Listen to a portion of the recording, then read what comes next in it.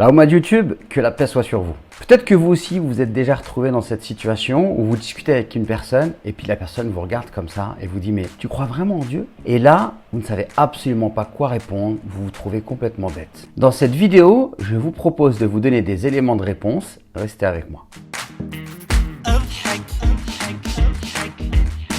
Le premier argument pour prouver l'existence de Dieu, c'est la raison. C'est tout simplement le fait de dire que s'il y a création, alors il y a forcément un créateur. Et si on refuse l'idée du créateur, alors il nous reste deux options possibles. L'option du hasard ou alors l'option de l'autodéterminisme. Qu'est-ce que ça veut dire ce mot compliqué? Ça veut dire qu'en fait c'est le monde qui a décidé de se créer tout seul. Je vous donne un exemple tout simple. On prend ce iPhone. Si je vous dis que il y a un créateur, il y a quelqu'un qui l'a conçu, il y a des gens qui l'ont réalisé, etc.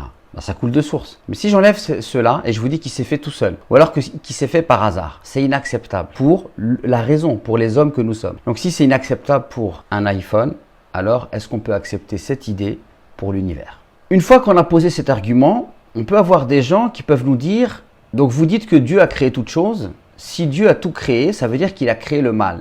Et si Dieu a créé le mal, alors ça veut dire qu'il est mauvais. Qu'est-ce qu'on peut répondre à cela? La première chose qu'on peut dire, c'est que pour que le bien existe, il faut que le mal existe. Si le mal n'existait pas, alors la notion de bien ne pourrait pas exister. Et la deuxième chose qu'on peut dire, c'est que oui, Dieu a créé le bien et le mal, mais il nous a dit qu'il allait récompenser ceux qui faisaient le bien et qu'il allait châtier ceux qui faisaient le mal. Donc en aucun cas, on ne peut qualifier Allah de mauvais. Il y a aussi une autre objection qu'on peut nous opposer, c'est de dire pourquoi il y a autant d'injustice dans le monde, autant de violence, des enfants qui souffrent. Alors je me rappelle moi d'une histoire que j'avais trouvée très intéressante pour répondre à cette objection, c'est l'histoire du coiffeur. On dit qu'un homme va chez son coiffeur et puis il y a une discussion qui s'engage entre les deux hommes. Et là le coiffeur dit à son client, regarde toute l'injustice qu'il y a dans le monde, etc.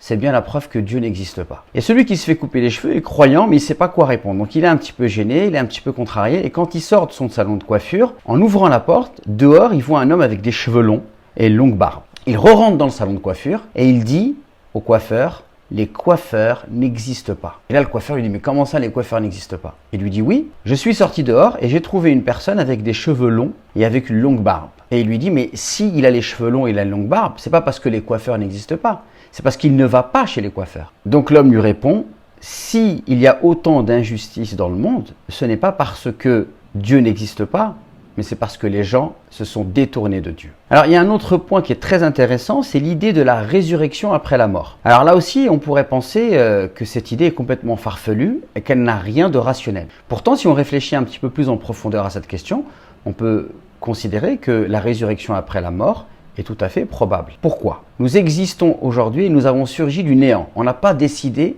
d'exister. Et là, il y a une première existence. La résurrection après la mort est une deuxième existence. Mais c'est une deuxième existence qui a un précédent. Donc si je ne peux pas nier la première existence, sur quoi je peux me baser rationnellement pour nier la deuxième existence? Car il est beaucoup plus facile de ressusciter une personne plutôt que de la créer une première fois à partir de rien. Enfin, pour terminer cette vidéo, j'aimerais vous dire que l'expérience de la foi en Dieu est d'abord quelque chose d'intime et de personnel. Et je vous invite tous à dialoguer avec Dieu, à vous adresser à lui et à lui demander de se dévoiler à vous. J'espère que cette vidéo vous a plu et je vous invite donc à la liker, à vous abonner et à activer la petite cloche.